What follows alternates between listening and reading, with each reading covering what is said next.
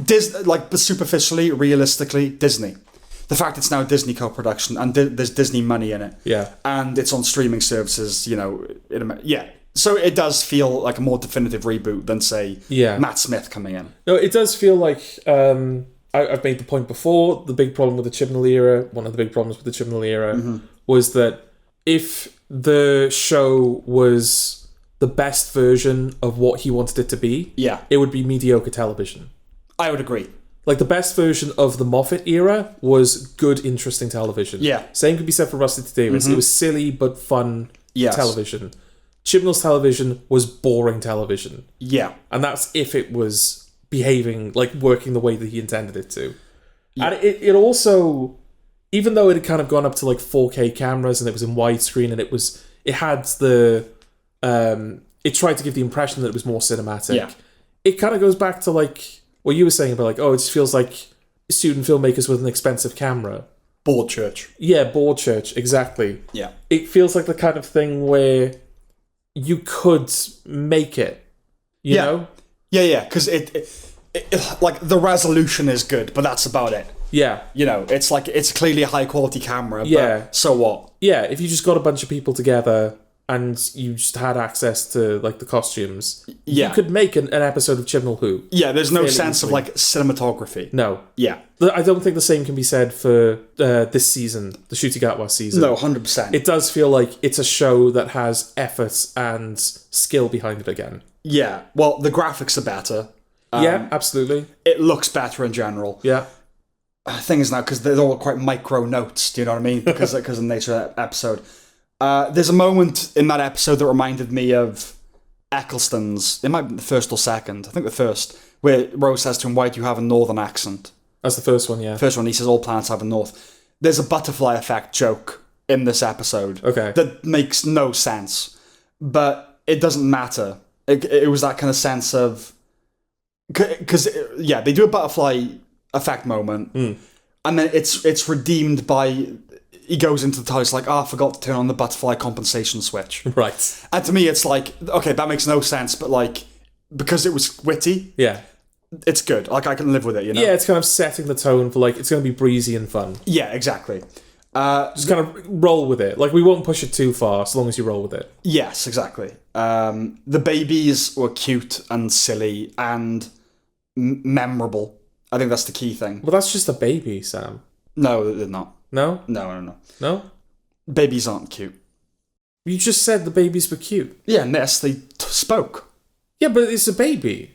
Well, babies don't speak, George. No, they don't. What babies are you hanging around? No, no, they don't speak. But, like, all of the merits of those babies are the merits of a baby. But they speak. They go, "Hey, doctor." Yeah, but that was stupid. As I'm sure we're getting to. We'll get to it. All right. Yeah. It really feels more palpably for children this go around, more so than T. Davis's first. Yeah, that was the biggest shock for me going into it. They're meeting when they meet the babies. It's basically a CBB segment about how we're all wonderful, wasn't it? Yeah. And Gatwa is really going for it, and props to him for that. His strange accent is difficult to fully adjust to, but I think that works for the character. That good stuff gets swallowed up for me when it dips into being an abortion metaphor, very briefly. I do stop in my tracks for moments like that, and the positive feelings kind of dissipate. It's not as potent or as direct as, the trans and gay messaging in Disney programs for kids. Well, the trans and gay messaging that was in an earlier episode, in specials. Exactly. Yeah. And that's the silver lining, because you won't pick up on this stuff until you're older. I won't call it a plus, but it's a qualified minus, let's put it that way. Okay. The idea of the boogeyman being literally made of boogies is cute in that gross way. Kids will lap that up. Well, that kind of feels Doctor Who. Like, it's got that kind of weird Doctor Who logic. That it's like, okay, that kind of works thematically, or... Right. If you kind of apply that, like, fairy tale logic to it. The issue with which I am presented is there are moments where I'm charmed, but then I encounter the underlying philosophy. And that's insidious, because that's how brainwashing works. I like the thematic overlap between the Doctor and the Boogeyman. I think the episode would have been best served, though, by being an allegory for overprotective mothers. Do you know what? There's a couple of episodes this season. I'm sure we'll get to them when we get to them, where I think we kind of, it was either you or me or both in some cases, where we kind of went, oh, they could have done this really easily and it would have been so much better. A better idea, yeah. Because I don't even think you have to do that. You don't really have to do mental gymnastics to get to the point that you're suggesting. A lot of the components are already there. Yeah, they are, because the whole thing is that the nanny, the one who looks after the babies in this, she's going to kill the boogeyman. Yeah. Even though it's a necessary part of the psychosystem of the kids. Yeah. Because it scares them. But yeah, there you go. There's your story suggests itself right there. Your metaphor suggests itself right there, which is that ingredient needs to be in the mix. Yeah. You need to let your kids play in the dirt. Yeah. They need to develop resistance, you know. Yes. But it definitely felt like he was playing younger, right? Yeah, and that was off-putting, I thought. Because Doctor Who, I mean, we kind of, this was an argument we had a little bit during the earlier seasons, was you were saying that it was a show for kids. It was a kids show. Yeah. And I was like, no, it's a family. It's a family show. It's a family show. And I think your contention was, well, that's not massively different. It's not massively different. I mean, so recently there were the TCA Awards, at which Doctor Who won in its category, which was family programming. Okay. And they differentiate between family programming and children's programming. Okay. Children's programming would be Bluey, things on Nickelodeon, that kind of thing. Yeah, it's not that, right? It's not that. It is for older. It's like, what, like 11 up maybe or something like that? Maybe a little bit younger, 9 up. Yeah. But yeah, it was a family show. But this felt even younger than that. Yeah, because I think even if you go back to the early Russell T Davies stuff, I mean, this is the guy that came up with the Slitheen. Yeah. Big, farting... Yeah, exactly. Yeah. Weird Goofy. aliens. Yeah. Yeah, he's always goofy. And there are moments where it plays young, there are moments where it doesn't, but for the most part, there was kind of something for everything in Doctor Who. It's not squirmy to watch it with your family. Yeah, because you have moments where you appreciate it more than the kids watching it do, and then there are moments where it's like, oh, well, that's for them. That's fun. Exactly, yeah. I think Space Babies and the episode we're about to talk about, The Devil's Chord, if you're above a certain age, there's nothing for you here. I know that you were saying, like, oh, it's nice, like, you know, the metaphor of I think you can... Yeah, it's difficult to watch, I think. Well, I found it difficult to watch. Yeah, anyway. I think you can appreciate it for what it is past a certain age. Okay. Like, well, I know it's not aimed at me. Yeah. So, considering its audience, what are its merits? Yeah. But yeah, so The Devil's Chord. Okay. Now for Drag Queen Story Hour. I know the drag Please queen... behave, Sam. I know we're live, remember? I know the drag queen is meant to be scary in that Ursula way, but I'm sorry, drag queens occupy the same space as clowns to me. That's right. Have you qualified this on the podcast before? No. Okay. Basically, the entities, if you like, that adults think are appropriate for children, that children are actually terrified of. And both have uncanny physical aspects. Yeah, so I think the thing you or someone said before was like, children don't like clowns because nothing's that happy. Yes, nothing could possibly be that happy. It's obviously fake. Yeah. And drag queens, that's not a woman. And kids know that as well. Yeah. I'm not talking about trans. Drag queens are their own thing. Yeah. Yeah. When he, I think you say he, I don't know how it works with drag queens, but well, I think they refer to it as it, but you do what you want. I don't know. As it? Well, that's even worse. But because it's a being or something. Yeah, because it's right. Yeah, it's a godlike being, isn't it? Okay, when the drag queen is playing, it emerges from the piano. It was like Pennywise, man. Right, just spring it up and go. Whoa! I'm just like, oh, it was fucking terrifying.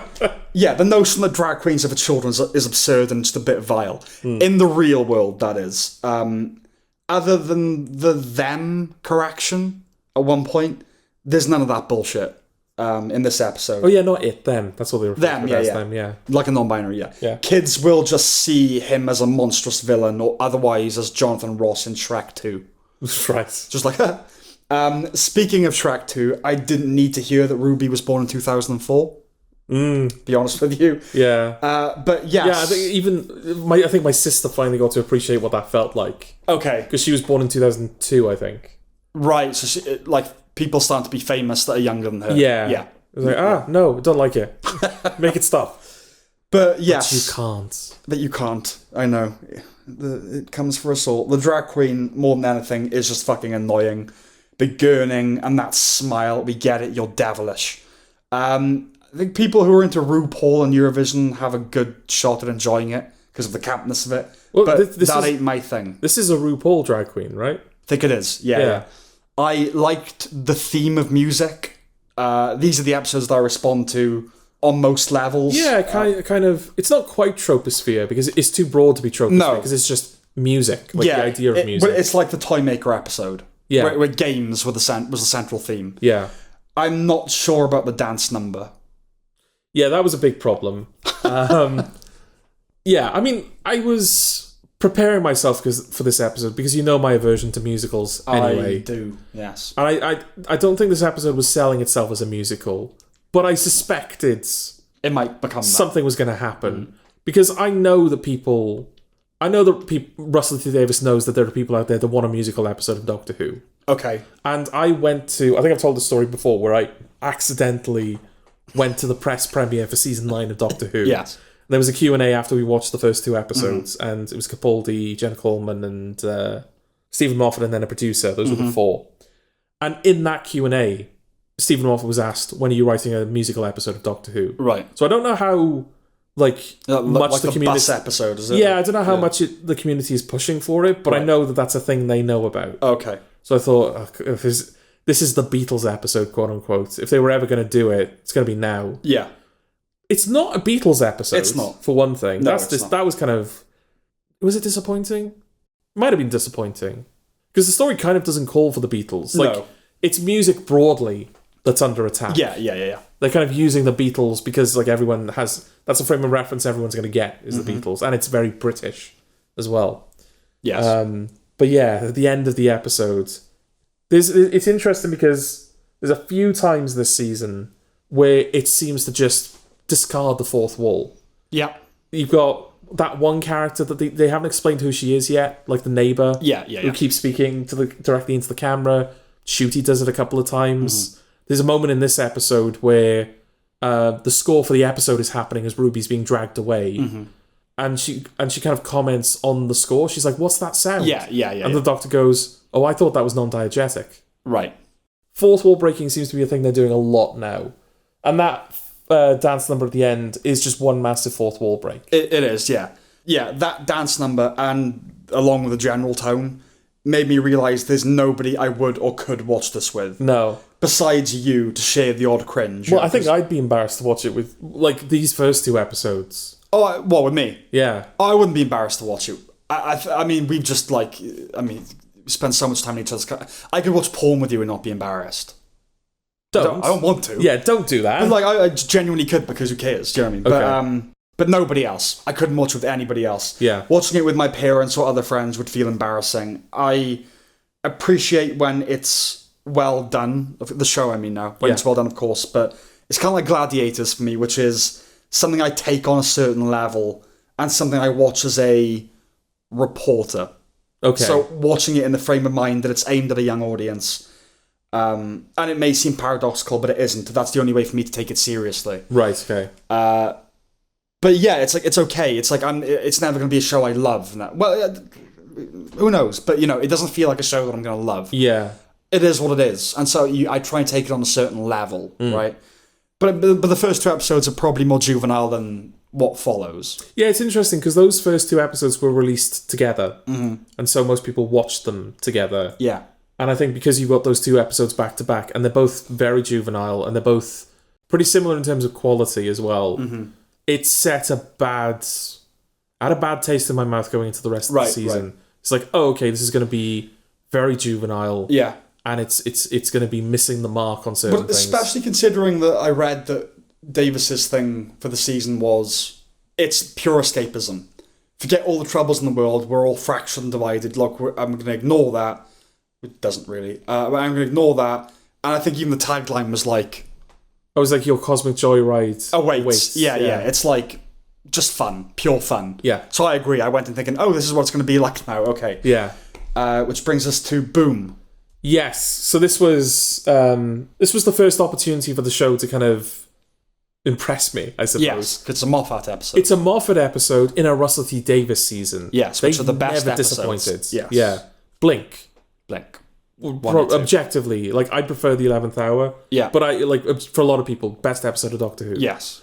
My favourite episode. Yeah, your favourite episode. Silence in the Library, you love that. Yeah, I like that. Empty Child, you love that. Yeah. Girl in the Fireplace. Yeah. Like, an episode that genuinely terrified me when I was a kid. So, yeah, Moffat in a Russell T Davies era, and the episode was kind of like a high concept bottle episode. Yes. The Doctor steps on a landmine.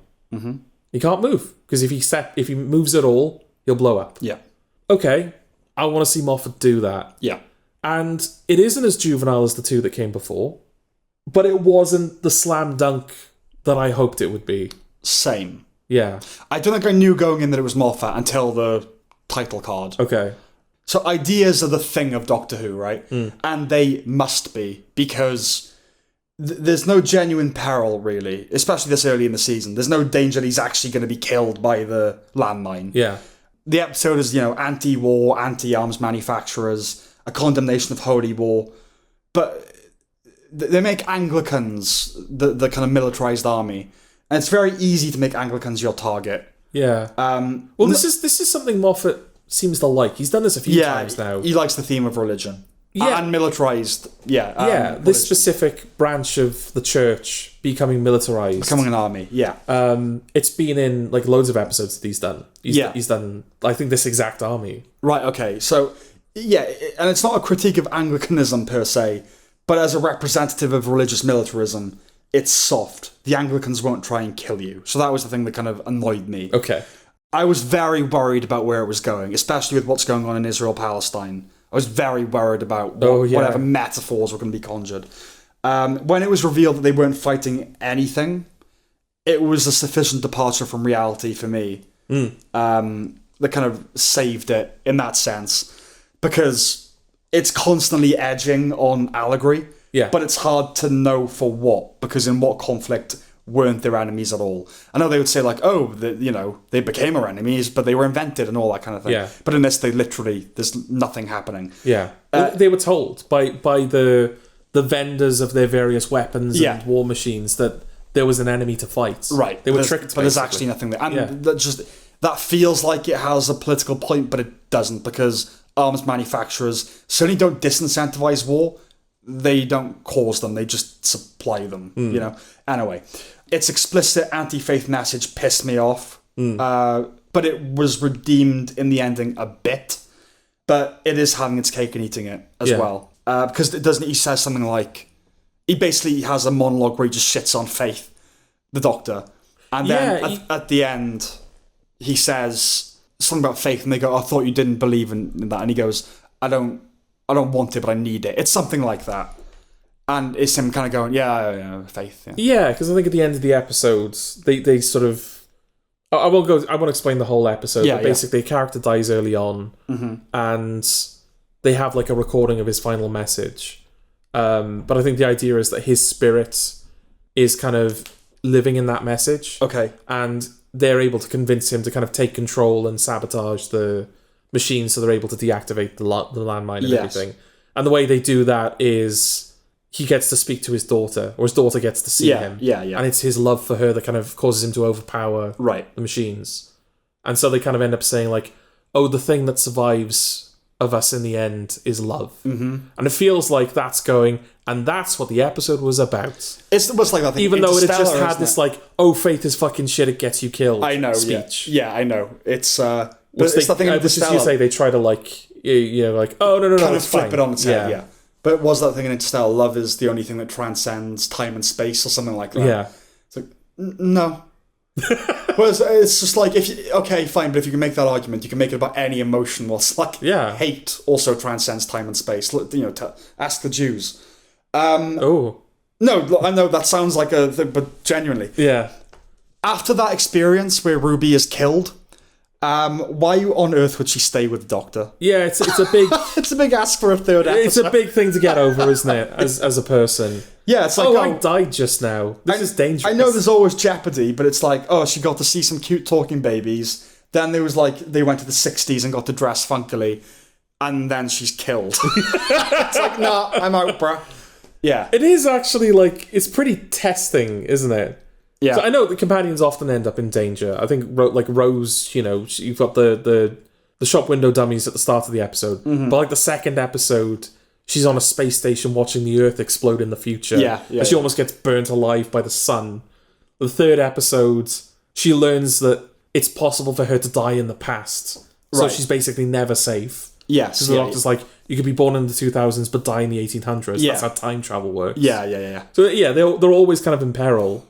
But, yeah, like you said, they're pretty weak adventures prior to this. Yeah. It's not the gateway adventures. Yeah, this episode in which she dies, like, the doctor kind of forgets that it's her first alien planet. Because he's giving her instructions and she's just looking up at the sky in awe. And he's like, oh, yeah, sorry, I forgot. Like, you know, I'll do the little routine thing for you. But then, I mean, the episodes that follow this as well, it's like, wow, her reward for sticking it out with him was this. Yeah, exactly. She's having a rough time. One thing I want to add as well, is because it's not in my notes, is, I don't want us to repeat ourselves too much on this podcast. And so, not just on an episode, but episode to episode. And so, I don't want to kind of go over things that we talked about in the last 3 episodes that we reviewed. You know, which Shooty was introduced and everything. Yeah.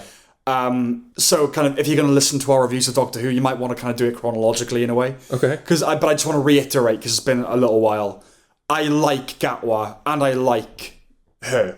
I like Ruby Sunday. Yeah, I've kind of... What's her name? Millie Bobby Brown?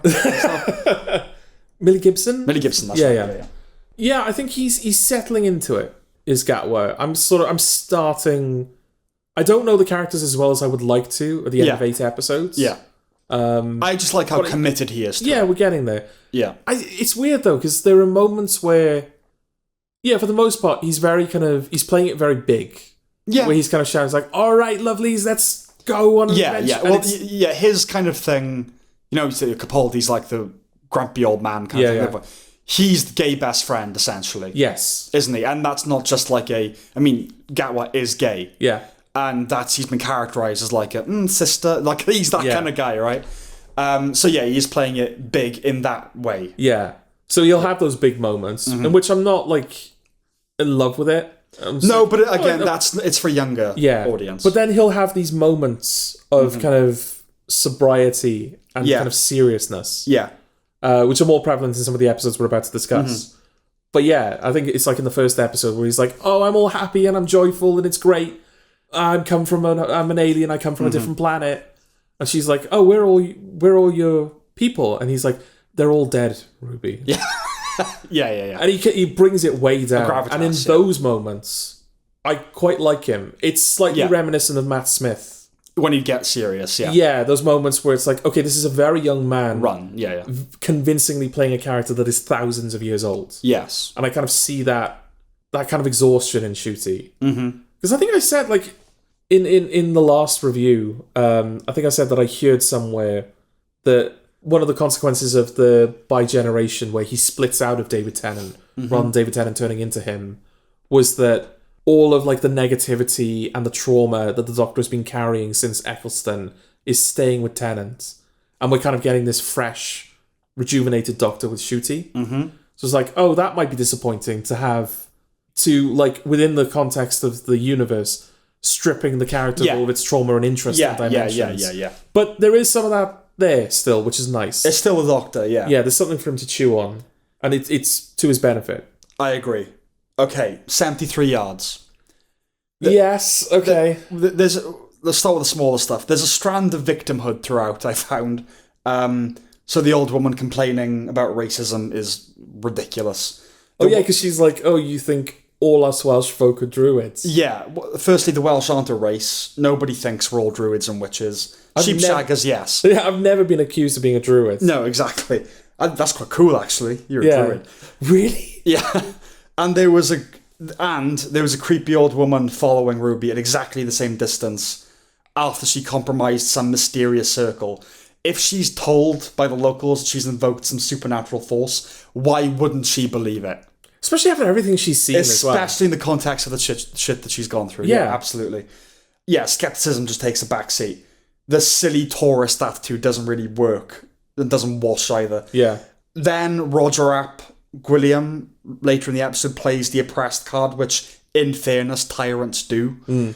But everyone's been oppressed. Absolutely everybody. There are still people in Wales that loathe the English. Yes. All this parochial sectarian nonsense. There's no way on earth that Pakistan would give us their nukes. So India just must not exist in the 2040s. Which I don't think is the case. No. Because there's an episode... I mean, there's probably like a few examples of this, but I think... What was the episode? Dinosaurs on a Spaceship. Do you remember that episode? I do. Yes. Oh, you do? Well, I remember the title, and I remember a shot of a dinosaur on a spaceship. Okay. That's all you need to know that episode. But yeah, I think the episode starts with the Doctor having a rundown of the situation from the Indian Space Agency. Yeah. And it's set in like 2050 something. Or NASApeemapetilon. NASApeemapetilon. What's that Pooh's surname? What? You said the Indian Space Agency, which made me think NASA, and then Apu's surname in the Simpsons, like NASApeemapetilon or something. Right, like okay. NASApeemapetilon. Yeah. Go on. Okay. Sorry. So I don't know if India stopped existing and then started existing again. Yeah, no, probably not. And obviously, it is in the future. I'm just speaking on real world terms. Just like there's no geopolitical reality at the moment, or conceivable, where India still exists and Pakistan just gives another country its nuclear arsenal. Well, do you think it's supposed to be like a civil war kind of situation where the political reality presented in the politics presented in the film are so divorced from the political reality we know that it's not trying to... It's not saying, oh, this is going to happen. No, I don't... Yes, I don't think you're meant to think about that. It's kind of a nitpick, really, because maybe in the Doctor Who world, there is no tension between India and Pakistan. But they did pick a country that does have nuclear weapons. I don't know how you would go about thinking about that. And only to say that also Roger Ap Gwilliam is clearly meant to be a facsimile for like a Trump or someone like that, right? You think? Yeah. So I don't think it wants to stray too far from reality. But I will say it did feel that way. It did feel like, it's 2040s, it's a Welsh tyrant, like, what's that? Yeah. It is different. I think we can call the twist the bent neck ruby, can't we? Well, yes and no. So, okay, let me just finish what I want to say, and then I'll let you go, right? I can see why Russell T Davies is proud of the episode. I can. Okay. But though it covered Ruby's life with this mini epic scope, it didn't quite resonate on an emotional level, which is fine because it's a blip. It's not part of the ongoing continuity, right? I don't know what happened, but it felt clever, so we'll have to live with that. That's kind of what I've got to say about it. Well, that's the problem with it, right? It doesn't make sense. Yeah, it doesn't make sense, but it feels like it's clever.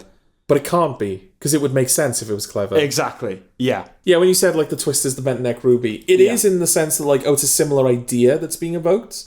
Well, just her falling through time, basically. Yeah, if that is indeed what is happening. If that's what's happening, yeah.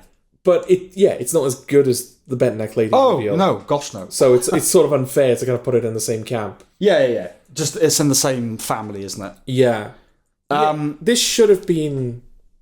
like Blink. This should have been Blink. This should have been Heaven Sent. This should have been like a great episode of Doctor Who. Yeah. This should have been the episode that made you go, "Oh yeah, we're back." Yeah. Like this is fantastic. Because does it even have the title sequence? I think it just fades in. I don't know. On a title card, and it's like, oh, okay, this feels different. And yeah, tonally, we've come a long way from Space Babies. Oh, absolutely, yeah. To think that these two occupy the same season. And I know that, like, you've got the Slitheen episode in Series 1 and then only 2 episodes... Like, the next story is Dalek. It's like, whoa, okay, it's not being silly anymore. Wow, okay. Yeah. But yeah, I think a kid would be bored by... It's weird, like, I think kids get the most out of Space Babies, but they wouldn't really get anything out of 73 Yards. Yeah, I would agree. Yeah, because it's all, like, it's... horror, right? It's a horror episode. The closest it comes to horror, yeah. Yeah, whatever the family-friendly version of horror is. Yeah, eerie, kind of unsettling, uncanny. Yeah, something, like, it follows. Something just but always at the same distance, just watching you. Yeah, that's the thing. It's like the concept of a monster is scary. Yeah. And that's a good creepy idea. Yeah. Yeah. Yeah, there's this thing that's always 73 yards away from you. For your whole life. Your whole life. Yeah. You can never interact with it, but if anyone else interacts with it, they will never interact with you again. They'll be scared of you and they will run away. Yeah. You can't like point a camera at it or look at it through binoculars because you'll never get a look at its face. Yeah. And there's even a moment where she's interacting with like recurring side character Kate Lethbridge-Stewart. And she's like, why don't you get on a plane and go out into the middle of the ocean? And she's like, yeah, I know I could do that, but part of me doesn't want to. Right. Like being alone with it sort of thing. Yeah. It's like, I know that might work, but there's something stopping me. Yeah, I'm bound to this thing. Yeah. Well, yeah, especially because at the time as well, at that point in the story, she doesn't know what it's for, but she's latching onto the idea that, this must be for something. Yeah, and then... I think it's worth saying as well, this is a Dr. Light episode. Yeah, he's not in it. Shuty's in the beginning, and he's at the end. Yeah. He's absent for the whole episode. And I've no idea why. Yeah, that is unclear. I know the practical reason why. I think he was filming Sex Education. Oh, really? Yeah, because there's a little run in the middle of the season where Shuty is not really in it. I gotta say, though, if the episode was conceived as a result of scheduling commitments, scheduling issues, fair play. Because, we have problems with it, but, like, if it's, I've got to do a companion episode now, it's not bad as they go, is it? No, I think it's the first thing they filmed. It's certainly the first thing Millie Gibson filmed. Okay. But yeah, I think, boom, he's basically standing on a landmine for the whole episode. And it's all green screen anyway, so you could film that anyway. Yeah. He's in it all, though, to be fair. He's in it all, but there's not much happening, and... Yeah. Like, you're in such a well-controlled environment that the scenes could have been filmed months apart and you wouldn't be able to tell. Yeah. Then you've got 73 Yards, which he's just not in. And then we'll get to the next episode, Dot and Bubble, where, again, he's barely in it, and when he is in it, he's on a screen. Yes. So it's like, okay, this is only an 8-episode season, and for nearly half of it, Shuty isn't really here. Right. Which is interesting. But of course, they take that time to go spend time with Ruby. Yes. I like when Doctor Who... When things happen in Doctor Who and they don't get reset. Because Doctor Who has a nasty habit of doing that. I know, yeah. I pointed out... That was very quickly when I said it doesn't resonate emotionally because it's not gonna... It doesn't mean anything because that life played out and now it's just been reset. Yeah. It's a plus and a negative because it's like, well, it has no weight to it. It didn't happen. Yeah. But equally, it's okay that it didn't because it doesn't happen. Do you know what I mean? Yeah. No, I mean, like, for the show going forward, it's like, it didn't need to have that emotional resonance, because if it did, and then it was undone... Yeah. You know what I mean? So it's kind of a squirrely one, really. Well, why have it? But yes, if it's not intended to have an emotional resonance, why have it? That would be the end. Well, yeah, why have it? Like, that she doesn't remember it. At least have her remember it, or something like that. Well, it's weird, because she doesn't. Yeah. But... She then later kind of does. Yeah, when something is evoked... Convenience. Yeah, she'll kind of go, why is that familiar to me? Right. So she doesn't know why she knows what she knows, but she does. Ad infinitum about Doctor Who and the fact that it just doesn't make sense, it breaks its own rules, whatever. And kind of like with the butterfly thing, I'm like, well, as long as it's witty, and so that's my general attitude. Like, am I having an otherwise good time? I'll ignore the fact it doesn't make sense. Yeah. But it is annoying. It is annoying. Like, that she remembers when it suits you, you know? Yeah, absolutely. But yeah, I think I said to you... in that Slitheen episode, I don't know why we're coming back to it so much, but Rose has been away for a year. Like, she's picked up in 2005. They go on 2 adventures. They come back. It's 2006. Her mother and Mickey, they've been worried sick. They don't know where she is. They think she's dead. The police have been looking for her. A whole year has passed, and from that point until the end of Russell T Davies's original run, the quote unquote present day in Doctor Who is a year ahead. Yes. So 2005 present day and Doctor Who is 2006. Yeah. Because they kept that. Yeah. It was an important character beat for Rose, and even though it doesn't apply to Martha and Donna, they kept that continuity. Yeah. And that was a really nice detail that I really appreciated. So when Ruby it starts becoming clear that lots of time is passing for Ruby. Like months are passing, then years are passing. It's like, oh, okay. Right. This is a new thing to do with the companion. Yeah. That they're spending all of this time on their own. And so when they eventually... Because we know the story's going to resolve somehow. Yeah. So when they're back with the Doctor, they kind of have this... Well, it's... Like, experience separate from him, you know? Experience separate from him, but also something with which they could relate to him in a sense. Like, even though he's, thousands of... I don't know how old he is. Yeah. Hundreds? What is it? Oh, thousands. He's thousands of years old. Yeah, at least thousands. Yeah, like... And you said it's a young person playing a very old soul. Yeah. And she would kind of be the human version of that, which is, dude, I died. I lived the whole life, and now I'm young again. Like, yeah. And that would be interesting for like a 19-year-old girl to be playing a woman that had a life. Yeah. That lived. She's like, I lived to my 80s. Yeah, exactly. And now I'm 19 again. Yeah. You know. And all of that life experience that I had will never apply because it was an alternate universe. Alternate universe. But she's had heartbreaks and she's lived a life, you know. So it imbues the character with a certain pathos as well as gravity. Do you know, that wasn't even the point I was building up to. Yeah, but I think it's another perfect example of everything was there. They just had to do one thing different. Yeah. Yeah. Yeah. And I think that's why I didn't get on with it. Because like the beginning of it, just like that mystery and then the monster and the fact that she's having to live with it. And then the fact that she assumes like, oh, this Roger Ap Gwilym guy, I need to stop him because the Doctor mentioned him before he disappeared. So it's obviously relevant. And then the big climax is she uses the creature to scare him away. Yeah. So the nuclear war that he's threatening never happens. And then the creature continues to be there. Yeah, which is interesting. It doesn't get rid of her. Like, it didn't resolve. Yeah. The story's still going. Yeah. It would have been fantastic if this was like a two-parter with like a much improved ending. But like the twists, sort of the ending of the first half was her realizing, oh, the creature's still here. Right. What the hell do I do? Yeah, exactly. It would have been almost like a Infinity War kind of ending where it's like, oh, okay. Yeah, it's not. I wasn't expecting an ending like that Yes. from something like this. Yes. But as it stands, it feels like an episode that thinks it's smart. Well, here's the thing. When I said that Rather than it being smart. I understand why Russell T Davies is proud. Not because it's so great and objectively a thing of which to be proud. It's that if it makes sense and he knows what's going on, then I'm sure he would be proud of it. But it'd be nice if he clued us in as well. Yeah. You know? So I think people in interviews have obviously been like, so 73 yards, what the fuck? Yeah, yeah. And he's like, yeah. As if like, I'll never tell. Right, okay.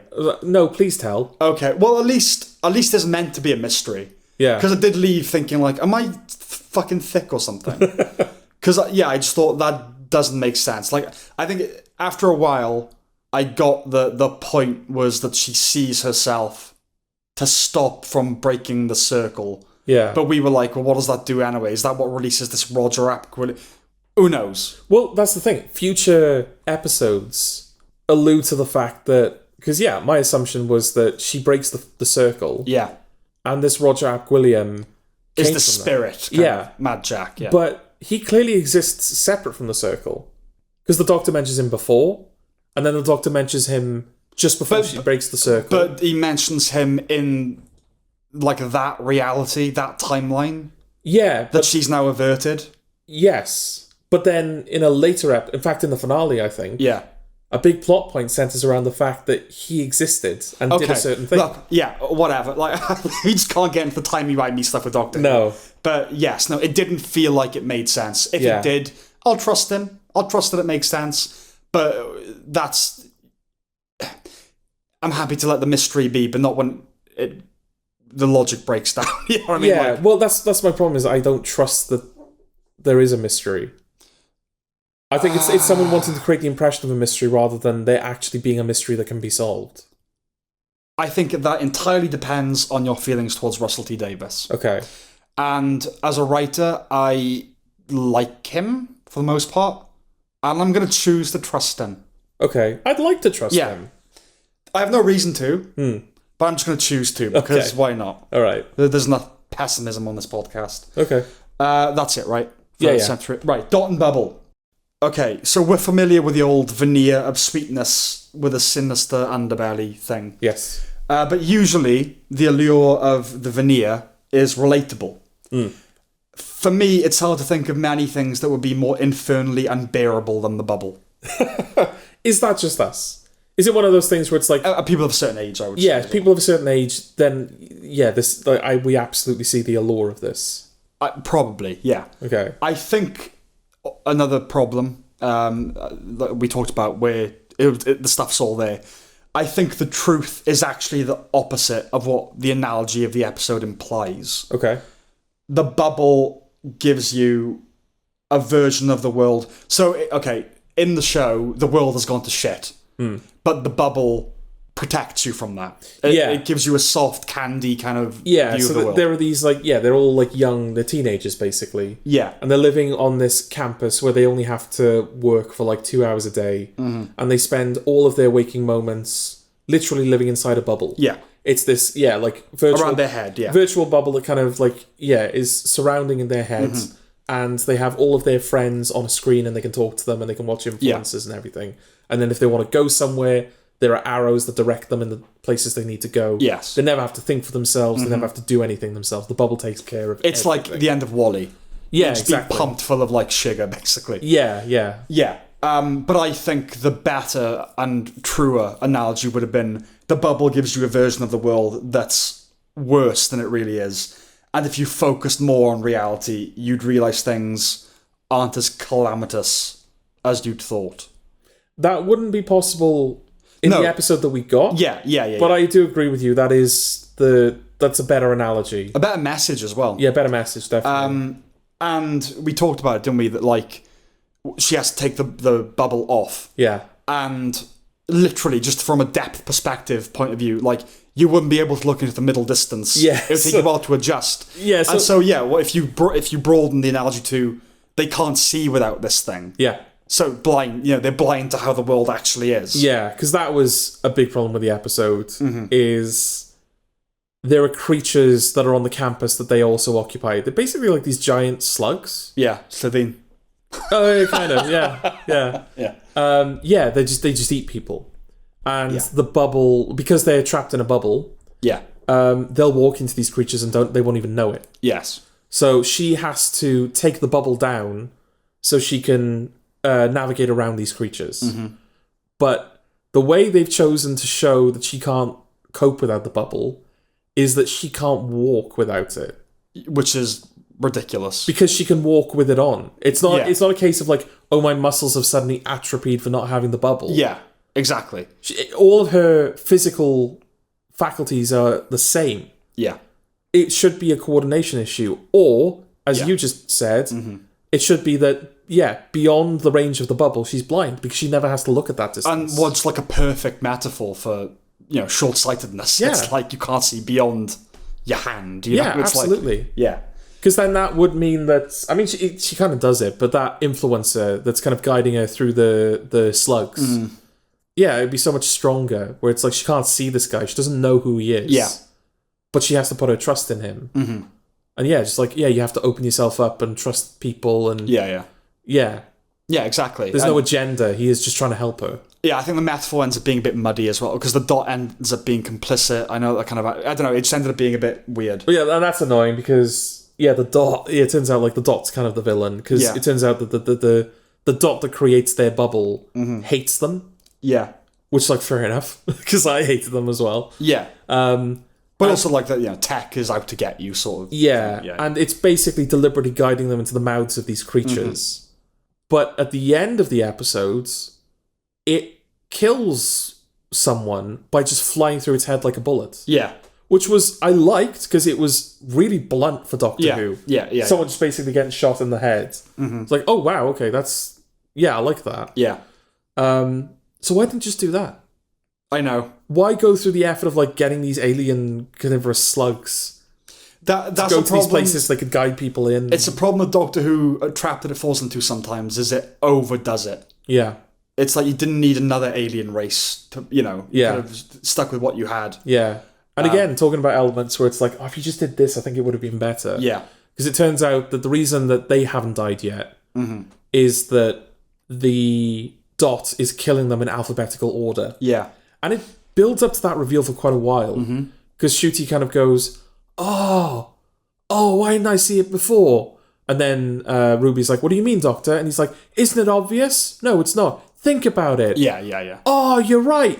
Oh! And then it's like, killing alphabetically, as if it's like the most obvious thing in the world. Yeah. I thought it was subscriber count.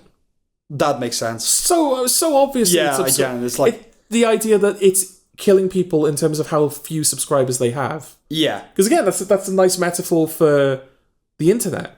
And just like, oh, you've got 20 subscribers, you're worthless. You're not, Exactly, yeah. Like, we're going to spit you out. Influencers, yeah, exactly. But it's sort of a poorer Black Mirror episode, isn't it? Yeah. That's kind of what it ended up being. Yeah. I did like the darkness of the ending, though. Yeah, when she kind of she tells the Dot, he changed his surname. Yeah. So you should have actually killed him first. And so it does kill him. I didn't, not just that, the fact that the doctors, I'm going to help you. And they're like, fuck you, who are you? And they just go to their certain deaths. Yeah, and I like he can't save them. And he can't save them. Like, he can.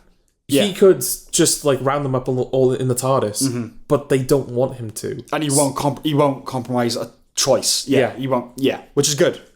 It sort of reminds me of the... what's that thing in Star Trek? What's it called? That they cannot... The Prime Directive. The Prime Directive, yeah. They cannot interfere with the development of an alien civilization. Yeah, it's like, well, all of these people are going to die, but... That's their choice. Them. Yeah. Yeah, exactly. That's it. Dot and Bubble, yeah? Yeah. Is it the best episode? Oh, God. I think it might be. It might be. I know that's not... I don't know, because I like my memories of it aren't as fond, and my memories of the season are fonder. So it doesn't make sense to me. Do you know what I mean? There's like a... Yeah, no, like, broadly, it's like, okay, this was a better season than we've had for a while. Yeah, I know. It's... But now breaking it down episode by episode. There's not one episode where I'm like, yeah, that was a good episode. Yeah, you know what? Probably. Yeah, it probably is the best episode. Yeah. I know I thought that when I first watched it. Yeah, it probably is. Because I thought it was going to be Boom and it wasn't. I thought it was going to be 73 yards and it wasn't. Yeah. I thought Dot and Bubble was going to be shit. Yeah. And it wasn't. It was better than I thought it was. Yes. So I was like, okay, this is... So yeah, on balance... Okay. I think it's probably the best. Which I know is not casting the reviews we're about to do in the best lights. Yeah, of course. But, yeah, I just want to establish that now. Yeah, okay. So, Rogue, next one. Yeah, I'm surprised that Disney Plus would sanction an episode that's basically a massive advert for a rival, Netflix. Oh, Bridgerton. It's a big Bridgerton pastiche. Yeah, they're not subtle about it. Not the at aliens all. keep saying, we're Bridgerton people. Yeah, exactly. Yeah. So Jonathan Groff is the new Jack Harkness, yeah? Yes. Yeah, because they cancelled the real Jack Harkness, so... Did they? Oh, yeah, I think he's cancelled. But he's gay. Yeah, but he was being inappropriate with people. Oh, I see, okay. With men, yeah? Well, that's what he was accused of. Okay, I mean, goodness knows if any of it's actually true. Yeah, who knows? Yeah. Right, I don't particularly have a problem with the Doctor being gay, by the way. I'll say that to start with. Ooh, okay. Well, I have 3 problems with it. Yeah. First, so you don't have a problem, but you have 3 problems. I have 3. I don't have a problem. Okay. I have 3. First, if you've heard it, you can't unhear the Disney executive explicitly saying that her mission, was to inject queerness into everything. In this day and age, there's no way the Doctor can be gay without it feeling woke. That's just the way it is. But yes, Russell T Davies has always written gay characters. But yes, it just feels different now. But yes, we are just going to have to accept that the Doctor is gay if we're going to get through it. Second, the thing we discussed before about the Doctor's sexuality, that there's no consistency. But that's an overall problem of characterization. You know, the fact that if he likes women, how does that work? Okay. Third, I just don't like the Doctor being horny, frankly. Right. Now, would that be different if he was straight? Possibly. But I think that's less a reflection of personal bias than it is a frustration with what feels like the politicization of children's entertainment. Okay, well, is it a problem... Because I think it's one of those things where you can just chalk it up to, well, this is Shooty's version of the Doctor. Yeah. Like you said, Capaldi was a grumpy old man. If Capaldi was horny, it'd be a problem. I think the same would probably be true, certainly of Eccleston, possibly of Matt Smith and Tennant as well, even though they're a bit younger and more spry. But yeah, Shooty being kind of like camp And Okay, it's like, okay, I guess that could be a personality trait that comes with this incarnation. I'm willing to forgive Doctor Who a lot, but I feel like I need it to be more than an unspoken thing. That when we recast the Doctor, it's a different character. Okay. That's because that's essentially what they do, right? Same memories, but it's a different character. And I need to know now, okay, whether that's the case or whether it's just saying, because mannerisms, whatever, like, it still doesn't make sense, but I will live with it. Not sexuality. Well, that makes no sense to me. Why not? Because it's the same person. Yeah, but would it not make sense that a character that's... If I'm gay, I'm not Sam. Okay. Right? I'm just a different person now. But what if you become gay? That doesn't work like that. No? Well, unless you want to claim that on the podcast. Well, no. I think in some cases... People don't... No, you are gay or you're not, aren't Oh, you? are you? Okay. Well, of course. Don't you believe that? Well, no, I thought there were... That you act on it or you don't act on it? Yeah, I thought both were true. I thought there are some people who are always gay and have to come to realise that. Yes. Or there are some people where, like change occurs. I don't think you can become gay, no. That's my opinion. I don't think you can become it. I think you can realise it later. I think all these other things, but I don't think there's a point you're not gay, and then you are. Okay. Yeah. Well, no, it obviously doesn't happen that suddenly. No, but... Like, you have life experiences that kind of change... Oh, whatever. Let's just... Okay, sure. Let's not get well, no, into because that was the argument I was going to make for the Doctor. Okay. It's like, he's lived that long, he's experienced as much as he's experienced. Well, now suddenly now that he's a young black guy, he's like, I'll be gay too. Yeah, no, okay. It's... Yeah, for it to be as sudden as it is... Yes. Is a surprise. Yeah, because it's a different character. Which, again, is fine if that's what it was, but it's not that. Okay. Because this is the thing. This is where it gets a bit muddy. Jodie was gay. Or at least she was gay for Yaz. But I think because it was a woman, you were still okay with it because... Of course, because that character's attracted to women. Okay. It's always been a man that's attracted to women. If it became a woman, it would be lesbian. Yeah. It wouldn't become gay now. It just doesn't... Yeah, that's the... I'm just sick of it being unspoken. Okay. I need clarity on, like, they're just not the same, okay? Okay, all right. So, now, is it the show's fault that it's annoying? It's hard to tell, right? If this had aired in 2005, maybe I would feel differently about it. Yeah. But it's been made in a much different cultural context, one where you can't readily trust the motives behind art, and that's to its detriment, unfortunately. I did my little chronology of woke a few episodes ago, where I talked about how pre-2010-ish, films and TV shows that had social messaging about racial equality or gay rights could well be boring, but really irritating. But that was then. They pushed it too far. But you know what? I was really trying to be okay with it for the whole episode until the kiss. Now, not the kiss itself, right? Okay. But the fact I know all these editorials would be written about how wonderful a moment it was for human progress. The Doctor's first gay kiss, a cultural milestone. And then I remembered that June is Pride Month. And it aired in June. Okay. So that's very much where I lost the battle with myself. Just because it felt like, not cynical, but like, oh, we're going to have the Doctor's big gay kiss and it's going to be during Pride Month. And that made me hate it. Okay. So, yeah. Ooh. See, that's one of those things where it's like, is that conspiratorial nonsense? Or is that exactly... No, I was giving you some credit. Because I said, like, is that conspiratorial nonsense? Or is that exactly... Okay, all right. What they were going for. I mean... I don't know how much control... Like, they obviously brought Russell T Davies back because they're we don't know what the fuck we're doing with Doctor Who anymore. Fix it. Yeah. And he's got Disney money, and he's probably got more control. Because he brought Bad Wolf back into the fold. So producers that he originally worked with. Yeah. Because I think that's why Eccleston said, yeah, I'm definitely not coming back now, because these are the people that fucked me over in the first place.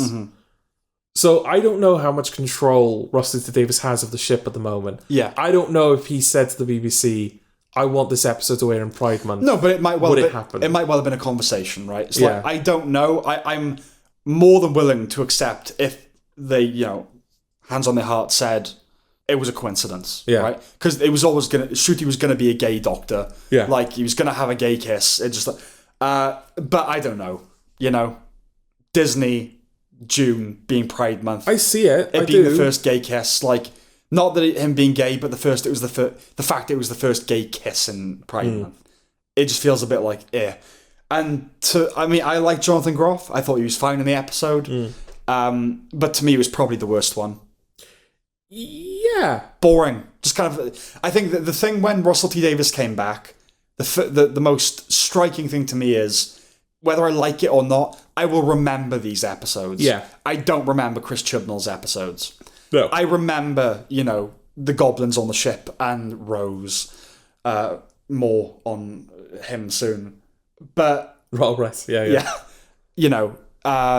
I don't remember much about Rogue. And so that's kind of its ultimate failing, there's not too much to remember. Yeah. Bird aliens playing Bridgerton. That's basically it. Right. Okay. There is a moment where Shooty refers to Ruby as his best friend. Okay. And it feels way too early for that. I know, but that's kind of the way they are, aren't they? I feel like even with like Rose and Martha and like most of the companions, the intensity of the relationship has kind of made sense. I mean, Moffat was able to get around that by, like, he was pretty happy to show that the Doctor and the companions had, like, an on-off thing. They'd just go back and live their lives for a few months. They'd pop out with him. And they'd come back. So a lot of time was passing when he was with Amy and Rory and Clara as well. And with Rose, it never felt like...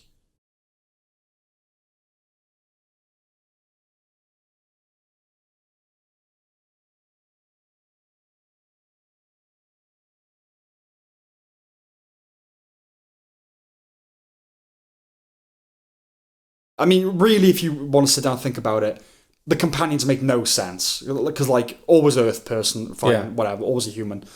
But, like, all the stuff that he's subjected to, why would you bring an innocent person into all that kind of stuff? Yeah.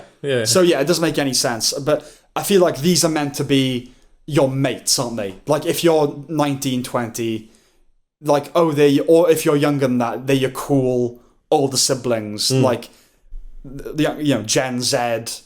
Hey, we're gay and like we're having fun. Yeah, it's that vibe, isn't it? Yeah. So I don't get the sense of like, it's that you die for her, but that does happen.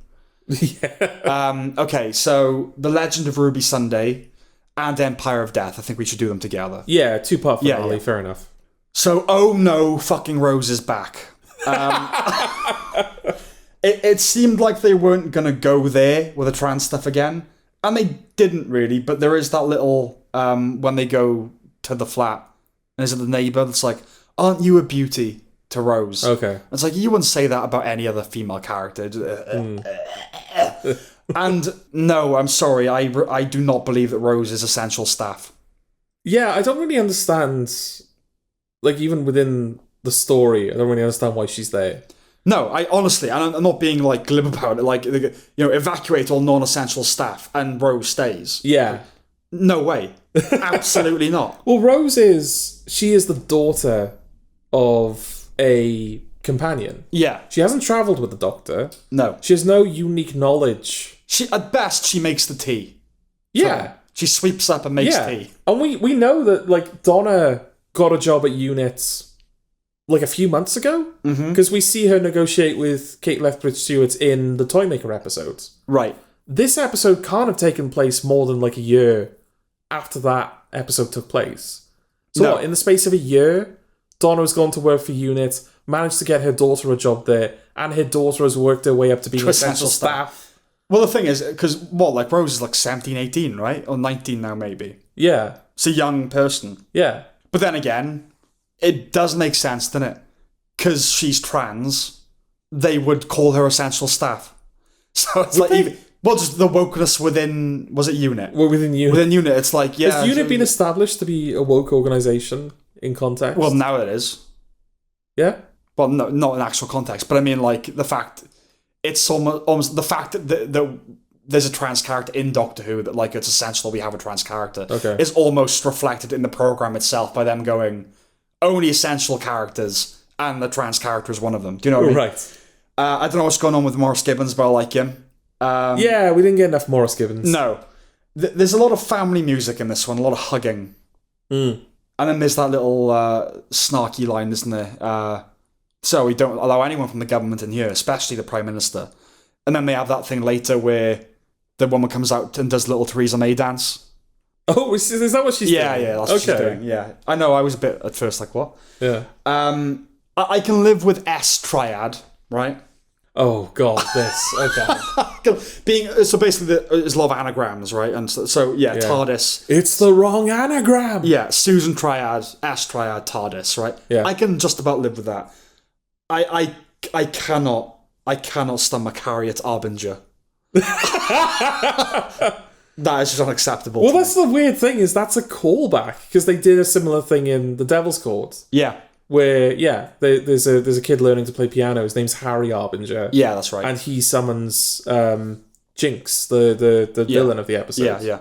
Or Maestro, it's called, is the name of the character. Jinx is the drag queen. So the big reveal is the villain of the season is Sutek, right? Yeah. Now, I googled Sutek and saw that it was an old villain from Old Who. But with such a build-up that they give it, and not just for the season, but the reveal, it goes on and on and on. Yeah.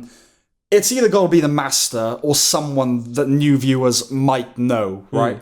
Or will know. It's either a character we've introduced in this season, or someone that's so massive in the Who mythology. Yeah. Like the Daleks or something. They go, okay, that's fair enough. But Sutek. I think when the Master reveal happened, and it was John Sim back in 2007. I mean, if you're not familiar with the show, then it's like, the Master? What's that? But I feel like the reveal does a good enough job of, like, it knows that people will kind of get what the Master is. Just from existing in culture, you can count on the fact that, like, when I went to see Star Trek Into Darkness, right, I hadn't seen any of the older Star Trek films. I knew Khan was important. Yeah. You know? But yeah, like, when they had that reveal, I laughed. I just thought, who's that? What's that? The first part ended and it's meant to be this dun dun dun. Yeah. And I was just laughing hysterically. I just thought, and it is Sutek. Like, what the fuck is Sutek? It was, because I think part of the motivation for branding this season 1 was that they didn't want people to feel like they had to do all this homework. Sure. Because obviously it was on Disney Plus. Oh, and it felt like homework, believe me. I can tell you. And someone who essentially did do it as homework. Yeah. Yeah, it was going on Disney Plus. It was going to reach a whole new audience. They didn't want them to feel compelled to sit through 14 seasons before they got to Shooty. So it's just like, nope, it's season 1. Yeah. You don't have to have any knowledge of the show that came before. You don't have to be a Doctor Who buff. Come into it completely fresh. There's big ongoing debate at the moment on Wikipedia over what the season should be titled. Oh, yeah? Yes, I think Series 15 it was last, when I last looked. Okay. And now Series 16. And at the top of the article it said, we're talking about whether this is Season 1 and Season 2. Oh, right, okay. So, just do it. Yeah. For God's sake, But no, it is funny that's like, Rusty Davis was like, yep, you don't have to know who Doctor Who is. Sutek. And the big villain that they revealed is a villain that appeared once 40 years ago. Yeah, exactly, right? Were they even a big villain?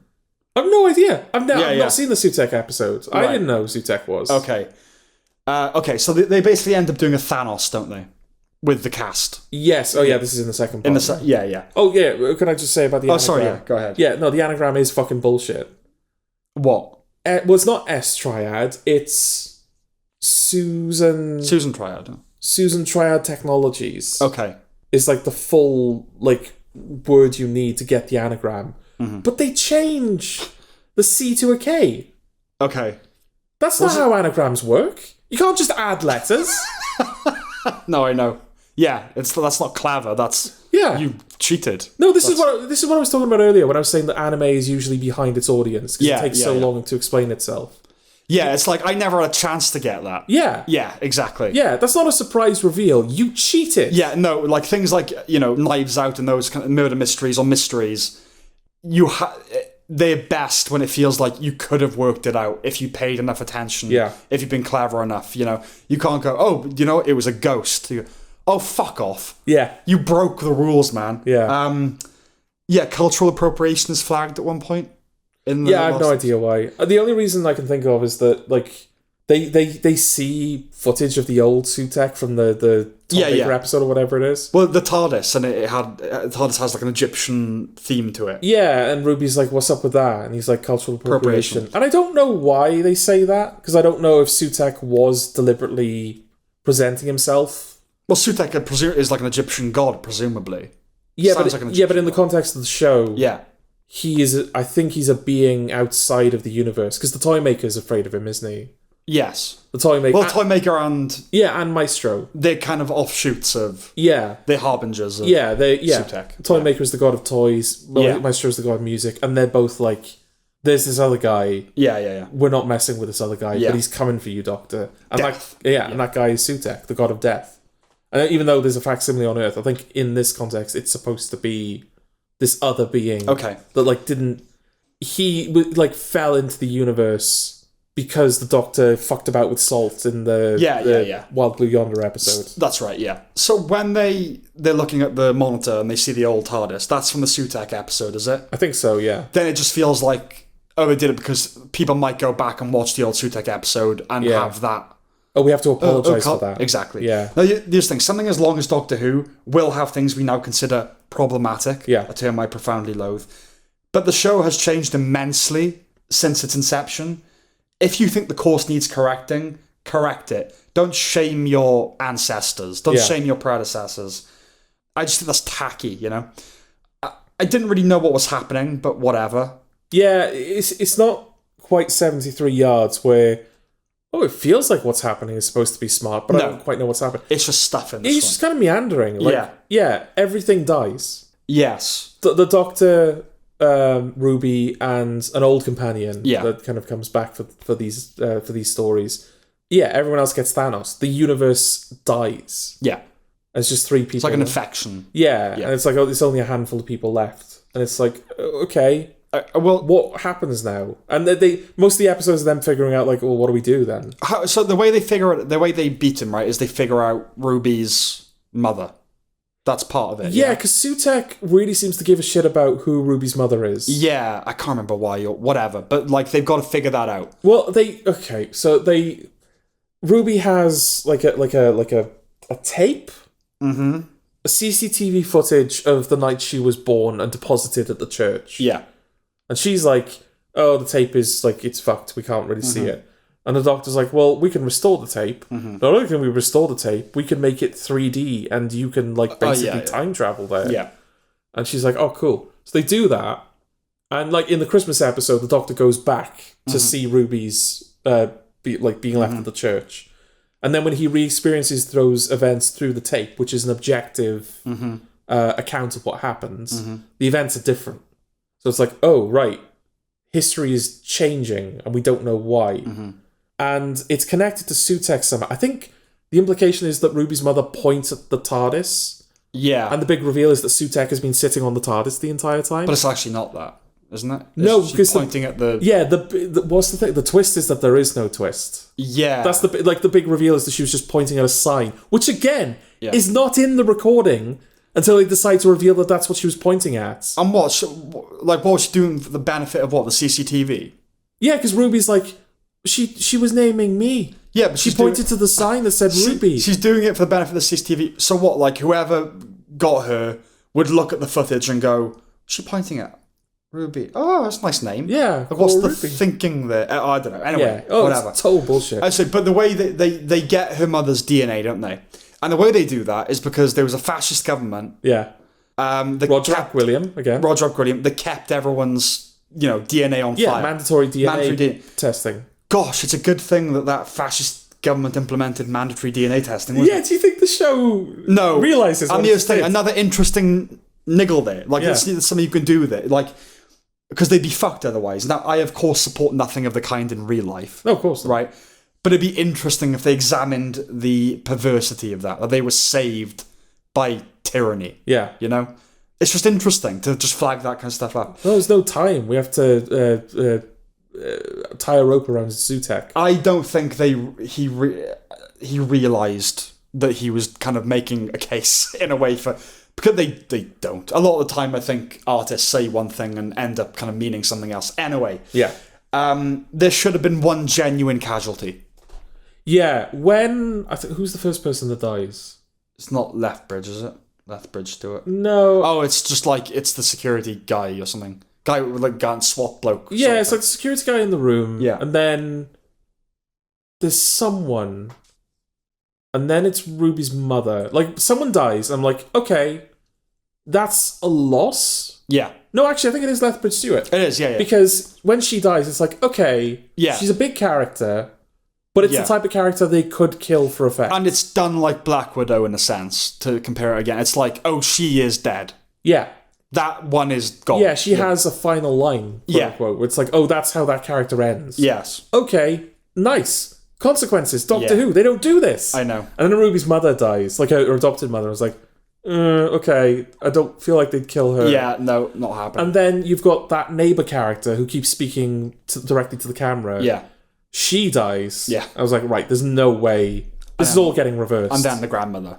And then the grandmother, absolutely not. Yeah. Not going to kill the grandmother. And it's so disappointing, because it's obviously done for the sake of stakes, but it completely removes any sense of... Like, you're obviously going to reverse it. Yeah. The entire universe is dead. You're not going to keep it that way. It's exactly the same problem with Infinity War. Yeah. Right?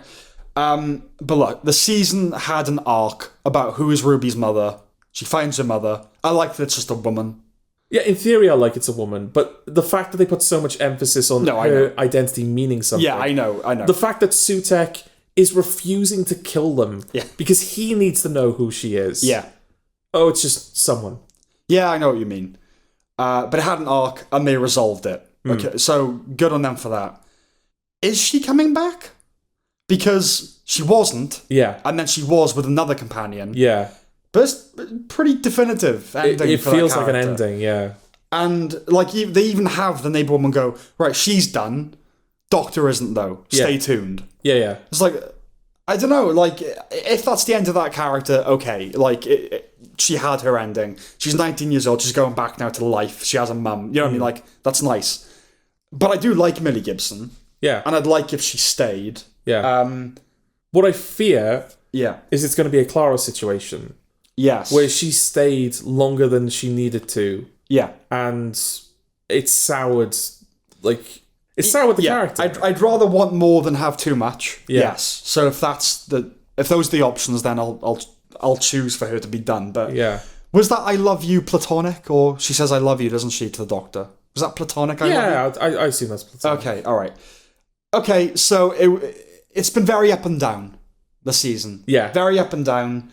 Oh, can I just say? Yeah. How long has Sutek been sitting on that TARDIS? Oh, I don't fucking know. So, like, what, in 20 years odd, right? In, like, Doctor Who time, in terms of... Why did you say 20 years? Oh, because I thought you'd been there since the first season or something like that.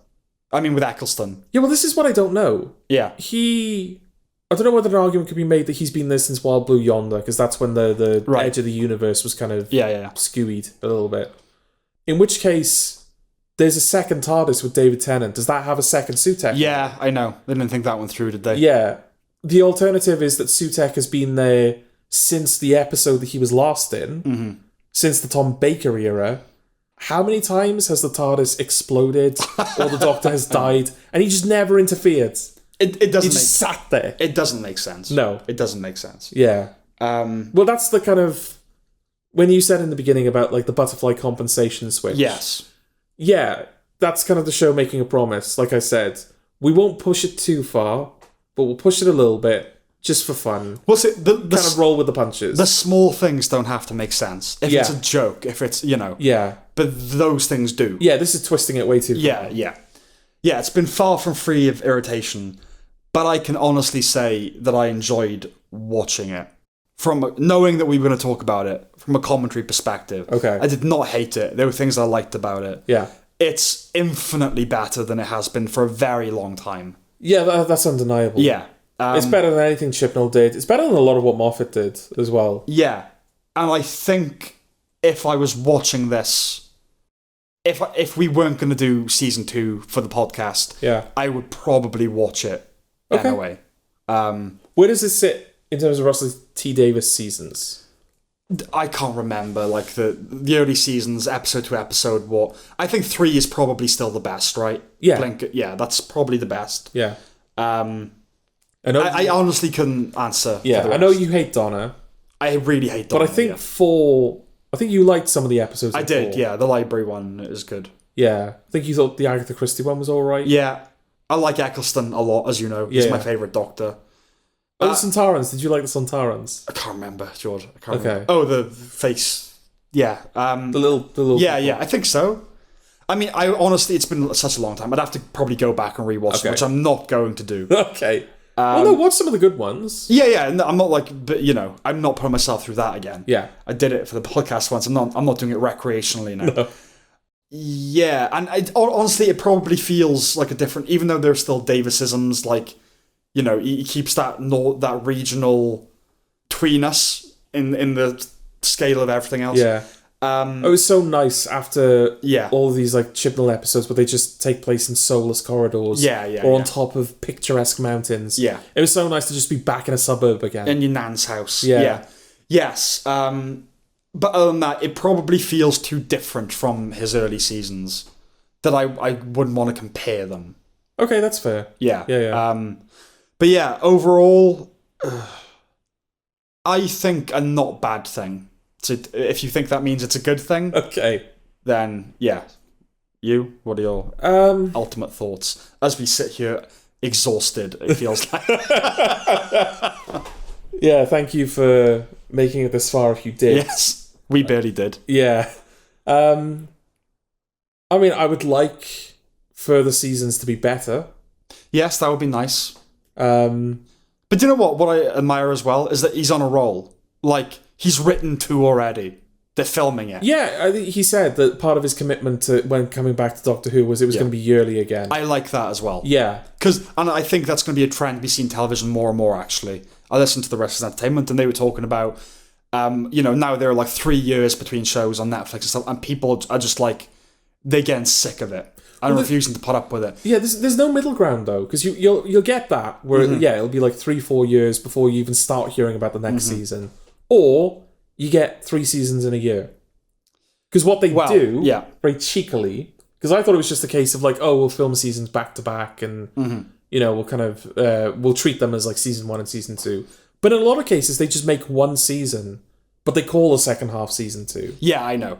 That's not common that's more animated than animation than anything else. Well, Slow Horses did it. Well, Slow Horses do 2 seasons a year. Yeah. Yeah. But it's 6 episodes, Yeah. But that's a rarity. Okay. But the reason being that the way you get creative people to come to Netflix is to say you do whatever you want on your schedule. Yeah. So it takes 3 years. And apparently, it was framed around the fact that Lost is now on Netflix. Okay. It was a few years ago, but it's gone to Netflix again. And people are watching it, 22 episodes or more a season, and going like, why can't we have this again? Why can't we have it week to week, every year? Practically, you can't. What do you mean? Well, television is it's that much more expensive, and it's that much more... There's more that goes into it now. When they were making Lost and The West Wing, they were using... Like, they weren't even filming with HD cameras. Yeah. And all of the visual effects work that goes into it. You're not rendering... The files that they're rendering now are so much larger, even with the improved technology and faster processing speeds. Like... There are effect shots in some of these shows that could take weeks to render. Yeah, some shows. I mean, you're talking about, visual effects heavy shows. I'm talking about just dramas. Like, do you really think The Good Wife is no longer humanly possible? I think with the technology that's currently used to make television, yeah, I think because I don't know how many of them film in native 4K or whether they do like HD. I think most things are filmed in 4K and then they're kind of downscaled after the fact. Like a 4K file it's massive. It's 4 times the size of just regular HD. It's 12 times the size of the kind of resolution you were getting back in the early 2000s.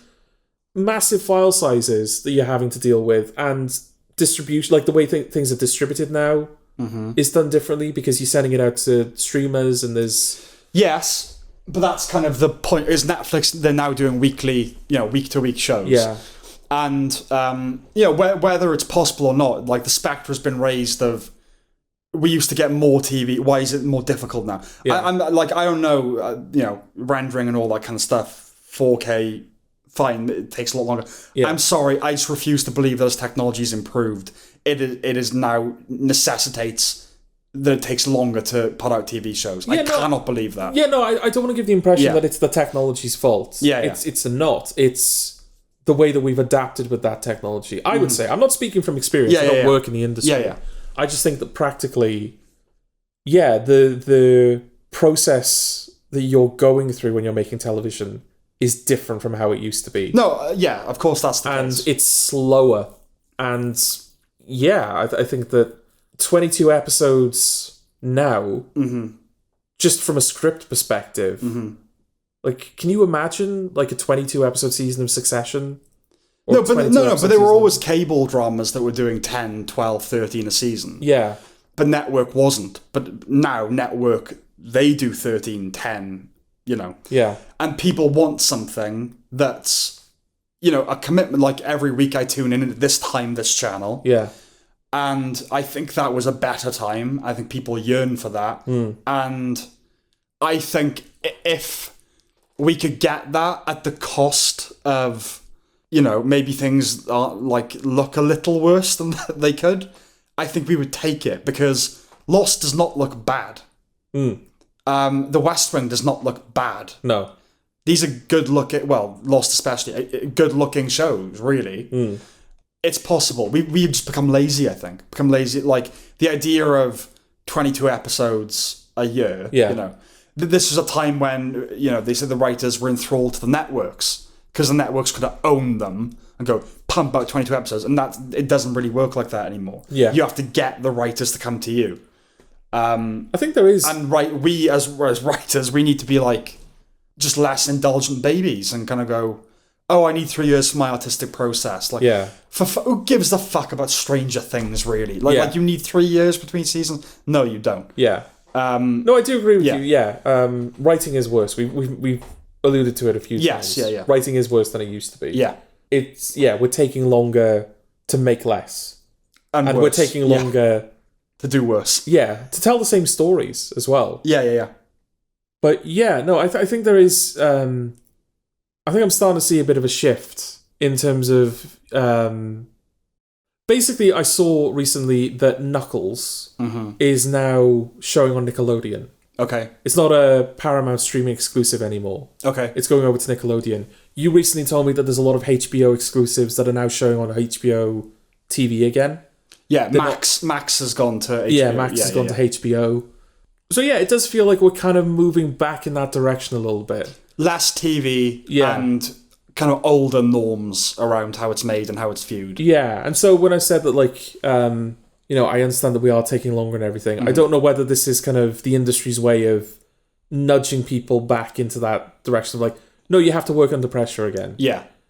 Because it does make a difference. Of course it does. I think we said that Doctor Who, for example, is at its best when it's working under constraints. Blink is a tiny episode. Yeah. Midnight, there's not even a visible monster. But they're memorable because it's right, here are your limitations. You got to make the most of it. Lost, they were up against it pretty much all the way to Lost, weren't they? Absolutely, overwhelmed from the off. They've got to produce a script every, 8-9 days or something like that. Yeah, how... That's from breaking to finished script. Yeah, how long did it take them to do the pilot? Oh, record time. Yeah. They made that. Yeah. I can't remember the exact thing, but insane. Yeah. That they were casting it as they were writing it, kind of thing. Yeah. Yeah, they were literally writing new characters based on the auditions they were holding. Exactly. This is insane. And, maybe that's too much pressure, but it works. And I mean, you take the pinnacle of TV, so Succession. The gap between the final 2 seasons was 2 years. Mr. Robot, the gap between the final 2 seasons was 2 years. That's just about acceptable, I think, when the quality is that high. Yeah. Especially with something like Mr. Robot, where it's the one guy directing it. Yeah. It's fine, take your 2 years. Yeah. Otherwise, it's not acceptable, really. The Good Wife, and it's bloody good, as good as it is. That's a show that you can do every week for a year, really. And so, we just need to hold ourselves to a higher standard, I think. So, are we done? Sure. Well, let's be done. Let's be done. Let's be done with this all. Okay. Bye. Simply bye. Bye-bye.